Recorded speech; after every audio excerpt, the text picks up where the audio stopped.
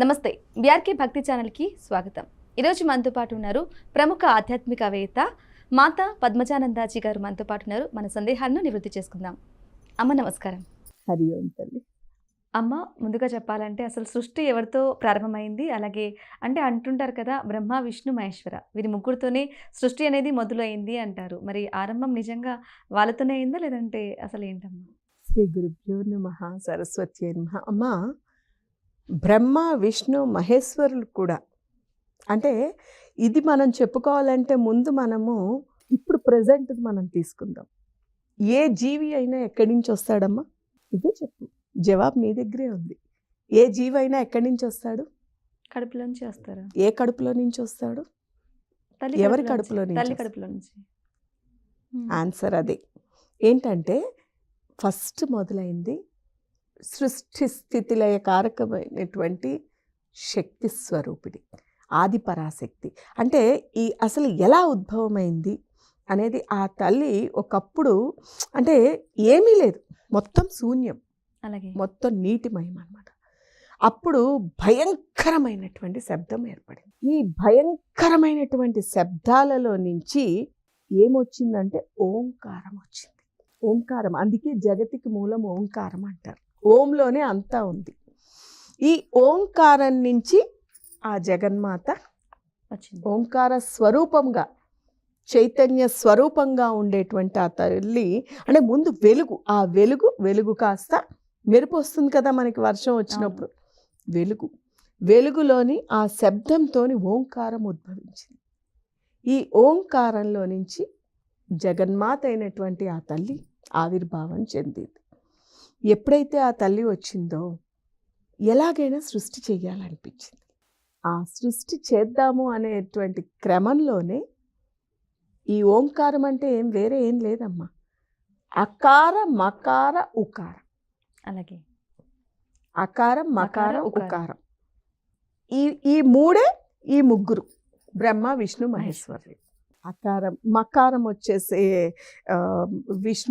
ఈశ్వరుడు, అకారం బ్రహ్మ, ఉకారమేమో విష్ణువు, మకారం ఈశ్వరుడు.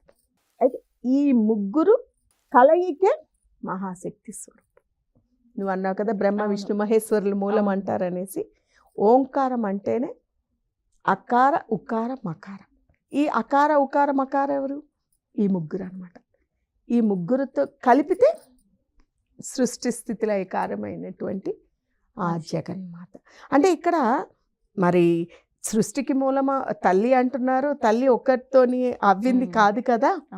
ఇక పరమ పురుషుడు కూడా ఉన్నాడు. అంటే ఈశ్వరుడు అని మనం బ్రహ్మ విష్ణు మహేశ్వరుడుగా పూజించేటువంటి ఈ ఈశ్వరుడు కాకుండా జగన్మాతకి పతిగా, అసలు మూలం జగన్మాత అయితే ఆ జగన్మాతకి పతిగా పరమ పురుషుడు పరమేశ్వరుడు, అక్కడే మనం పరమేశ్వరుడు అంటాం.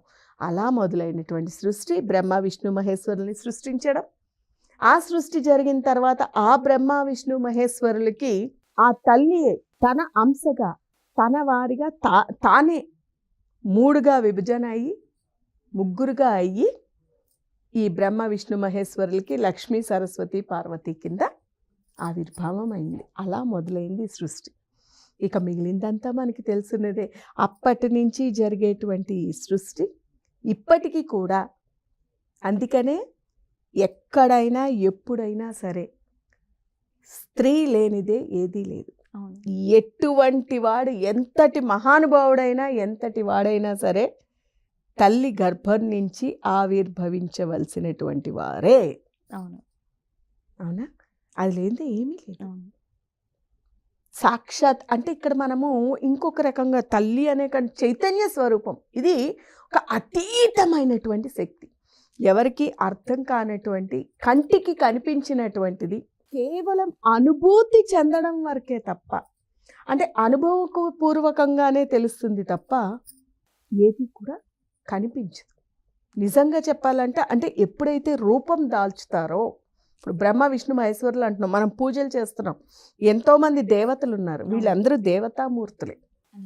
కానీ వీళ్ళందరికీ కూడా అతీతంగా ఉండేటువంటి ఆ యొక్క శక్తి ఏదైతే ఉందో, మహాశక్తి, పరమశక్తి, జగజ్జనని అంటాం మనం. నేను జగజ్జనని అనొచ్చు, ఇంకొకళ్ళు కృష్ణుడు అనొచ్చు, అలాగే ఒక్కొక్క ఏ ఒక్కొక్కరు రూపమైనా ఒక్కొక్క రకం. ఎంచుకో.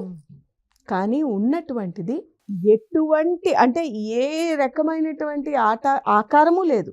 ఎప్పుడు ఏ ఆకారం కావాలంటే ఆకారం దాలుస్తారు. అవును. ఎప్పుడు ఎలా అవ్వాలంటే అలా అవ్వగలిగేటువంటి మహాశక్తి స్వరూపం ఉన్నదే అది. మొదలైందే దాంతో. ఆది అంతము లేనటువంటి సృష్టికి ఎప్పుడు మొదలైందంటే ఏం చెప్తామా? అంతము లేదు, ఆది లేదు. ఎక్కడి నుంచి తీసుకొచ్చి పెడతా? ఎప్పుడైతే ఆది అంతము తెలిసినటువంటి వాడు అంటే 3 లక్షణాలు కలిగినటువంటి వాడు భగవానుడు అంట. 6 లక్షణాలు. 6 ఏంటంటే ఆది అంతము. నీకు తెలుసా? నాకు తెలుసా? లేదు, తెలియదు. ఎవరికి తెలియదు. అవును. అయితే దీనికి ఒక చిన్న ఉపమానం చెప్పుకుందాం అమ్మా. అమ్మా. అంటే ఆది అంతమని ఎందుకు చెప్తున్నాం అంటే చెప్తున్నాం, ఎప్పుడైతే పాంచభౌతికమైనటువంటి దేహం వస్తుందో అది మనమే కాదు, దేవతామూర్తులు సైతం. అంటే ఇప్పుడు ఎంప్లాయీస్ ఎలాగున్నారో, ఇప్పుడు మనం ఈ యొక్క గవర్నమెంట్ నడవాలి అంటే ప్రైమ్ మినిస్టర్ ఉంటాడు, అవును. ప్రైమ్ మినిస్టర్ పక్కన ప్రెసిడెంట్ ఉంటాడు. వీళ్ళ కలయిక, వీళ్ళందరూ కలిస్తేనే ఒక వర్క్ అవుతుంది అక్కడ. అవునా? ముగ్గురు అవును. మెయిన్ పర్సన్స్ ఉన్నారు. అలాగే వీరు కూడా, ఈ వీరు ముగ్గురు ఉన్నారు అక్కడ.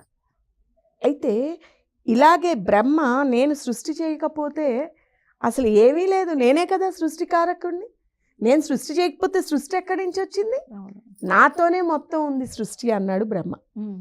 నువ్వు బాగానే సృష్టి చేసేస్తావయ్యా, నువ్వు సృష్టి చేసేసినందు మాత్రాన జీవితం నడవాలి, పుట్టినందు మాత్రాన అయిపోయిందా? కాదు. పాలన కావాలి కదా. అవును. మరి ఆ పాలన చేసేదే నేను. అంటే నువ్వు కేవలం పుట్టించేస్తే అయిపోయింది నీది. కానీ పుట్టిన తర్వాత వాళ్ళు పుట్టి పెరిగి విద్యాబుద్ధులు నేర్చుకుని పెద్దగా అయ్యి వాళ్ళ జీవితం నడిపేంత వరకు చూసేది నేనే. అందుకు నేను గొప్ప అన్నాడు విష్ణు. నువ్వు అసలు పుడితేనే కదా ఇదంతా చేసేది అంటాడు బ్రహ్మ. ఇలా ఇద్దరికి కూడా వాదోపవాదం పెరిగి అహం అంటే దాన్నే అహం అంటారన్నమాట. అహంకారం అంటాం. అహం ప్రతి జీవికి ఉంటుంది. ఎప్పుడైతే నీకు అకారం అకార ఉకారాలు లేదే, ఇవి లేదే లేదు. సత్వ రజో తమో గుణం త్రిగుణాత్మికమైనటువంటిది అనమాట. సత్వము కేవలం సత్వంతో లేదు. సృష్టి కావాలి అంటే రజోగుణం కలిసినప్పుడే నీకు ఉంటుంది. సత్వ రజస్ తమో ఈ 3 గుణాలు లేదే జీవి లేడు. ఇప్పుడు ఇది ఎప్పుడైతే ఉంటుందో ఆటోమేటిక్ అహం ఉంటుంది. అలాగే. కార్యం నడవాలంటే అహం ఉంటుంది. కానీ ఈ అహానికి కారం కలిసింది అనుకోండి, అహంకారం వస్తుంది. ఈ అహంకారంతోనే జరిగేవన్నీ కూడా అనర్థాలు. అలాగే అప్పట్లో వాళ్ళకు కూడా బ్రహ్మ విష్ణు మహేశ్వరులు ఉన్నారు. ఇందులో బ్రహ్మ విష్ణు మహేశ్వరులు వేరు కాదమ్మా. చాలామంది చేసే తప్పు అక్కడే. విష్ణు మహేశ్వరులు ఇరువురు ఒకటే, ఎవరు వేరు కాదు, ఉన్నది ఒకటే అక్కడ. చివరికి అల్టిమేట్గా మనం తెలుసుకోవాల్సింది ఉన్నది ఒకటే. అయితే ఎప్పుడైతే ఈ బ్రహ్మ విష్ణువుకి వాదోపవాదాలు జరిగాయో, ఈ వాదోపవాదాలు జరిగేసరికి నేను గొప్ప అంటే నేను గొప్ప అనేది వాళ్ళలో వాళ్ళు చేసినప్పుడు వీళ్ళ అహంకారాన్ని ఎలాగైనా అణచాలి అనుకున్నాడు ఈశ్వరుడు, పరమేశ్వరుడు వచ్చి, సరే ఎవరు గొప్ప అనేది నేను చెప్తాను అని ఆకాశవాణి రూపంలోని, ఎందుకంటే అర్ధనారీశ్వర తత్వం మనకి తెలుసున్నదే, ఇరువురు ఒకటే, శక్తి శివుడు వేరు కాదు కదా, ఇరువురు ఒకటే. కాబట్టి ఎవరు గొప్ప నేను చెప్తాను, నా ఆది అంతం, ఆది మొదలైంది చివర తెలుసుకుని రండి, ఎవరు గొప్ప మీరు నిర్ణయించుదాము అంటాడు. అలా బ్రహ్మ పైకి వెళ్ళాడు, విష్ణువు క్రిందికి వెళ్ళాడు. ఇద్దరు 2 వైపులకి వెళ్ళారు తెలుసుకోవడానికి. ఎంత వెతికినా ఎంత వెళుతున్నా కూడా కొన్ని వేల సంవత్సరాలు తిరిగినప్పటికీ కూడా వాళ్ళకి ఏవి దొరకట్లేదు. పాపం విష్ణువు ధర్మబద్ధంగా సత్యాన్ని పాటిస్తూ నాకు కనిపించలేదు, ఇంక నేనేం చేయలేను, ఇది మహాశక్తి అనుకున్నాడు, వచ్చేసాడు. బ్రహ్మ మాత్రం ఏం చేశాడంటే తను వెళ్ళేటువంటి ఇంకా వెళుతూ ఉండగానే పైన పెట్టినటువంటి మొగలి పువ్వు ఏదైతే ఉందో ఆ మొగలి పువ్వు ఈయన దగ్గర పడేసరికి ఆ మొగలి పువ్వుని అడుగుతాడు, నువ్వు ఎక్కడి నుంచి వచ్చావని. నేను పలానా చోట పూజ చేశారు కాబట్టి పరమాత్ముడి మీద నుంచి పడ్డాను, అయితే నువ్వు నాకు సాక్ష్యం చెప్పు, నేను ఆయనను చూశాను, మొదలు చూశానని చెప్పు అని చెప్పి, చివరి చూశానని చెప్పు అన్నాడు. సరే అన్నది మొగలి పువ్వు. ఎప్పుడైతే ఈ మొగలి పువ్వు ఇలా చెప్పిందో మొగలి పువ్వుని సాక్ష్యంగా తీసుకుని వస్తున్నాడు. గోవు కనిపించింది, ఆవు. గోవు కనిపించేసరికి నువ్వు కూడా సాక్ష్యం చెప్పు అన్నాడు. అందుకనే ఒక సాక్షి సరిపోరు చూడమ్మా అవును. కోర్టులో కూడా. నువ్వు సాక్ష్యం చెప్పంటాడు. గోవు సరే అని అంటుంది, కానీ ఇష్టం లేకపోయినా సరే సరే అంటుంది. ఇద్దరిని తీసుకుని వస్తాడు. వచ్చి విష్ణువు దగ్గర నించుంటాడు. నాకు కనిపించిందా అంటే నాకు కనిపించిందా అని ఒకళ్ళు అనుకునేటప్పుడు విష్ణువేమో చక్కగా సత్యంగా నాకు కనిపించలేదని చెప్తాడు. బ్రహ్మ మాత్రం నేను చూసి వచ్చాను, నాకు కనిపించింది, కావాలంటే సాక్ష్యం వీళ్ళు అంటాడు. అయినా ఆయనకి నమ్మకం కుదరదు. ఎందుకంటే ఇప్పుడు మొదలు లేనిది చివరి ఎక్కడి నుంచి వచ్చింది, చివరి లేనిది మొదలు ఎక్కడి నుంచి వస్తుంది, అలా ఎలా జరిగింది అని నమ్మకం కుదరక ఏం చేస్తాడంటే మళ్ళీ కూడా అడిగితే చూడు కావాలంటే సాక్ష్యం అంటాడు. మన మొగలి పువ్వుని అడుగుతాడు. మొగలి పువ్వు చెప్తుంది అవును అనేసి చూశాడని. గోవుని అడిగినప్పుడు గోవు ఏం చేస్తుందంటే ముఖముతోని అవునని చెప్పి తోకతో కాదని చెప్తుంది. అందుకనే గోవుని చూడమ్మా, వెనక వైపు చూస్తే లక్ష్మీ కటాక్షము, ముందు నుంచి చూస్తే మంచిది కాదు గోవుకి అంటారు. విన్నావా అమ్మ ఎప్పుడైనా? విన్నాను. ఇదే కారణం. అంటే ముందు అబద్ధం చెప్పడం అనమాట. దానివల్ల ఎప్పుడైతే అది చెప్పాడో ఇది కూడా నమ్మకుండా విష్ణు ఒప్పుకోకపోయేసరికి పరమాత్ముడైనటువంటి ఆ బ్రహ్మ పరమేశ్వరుడైనటువంటి ఆయనే ఈశ్వరుడే వచ్చి అక్కడికి బ్రహ్మని కోప్పడతాడు. అందుకనే ఆయనకి భూలోకంలోని నీకు దేవాలయాలు లేవు.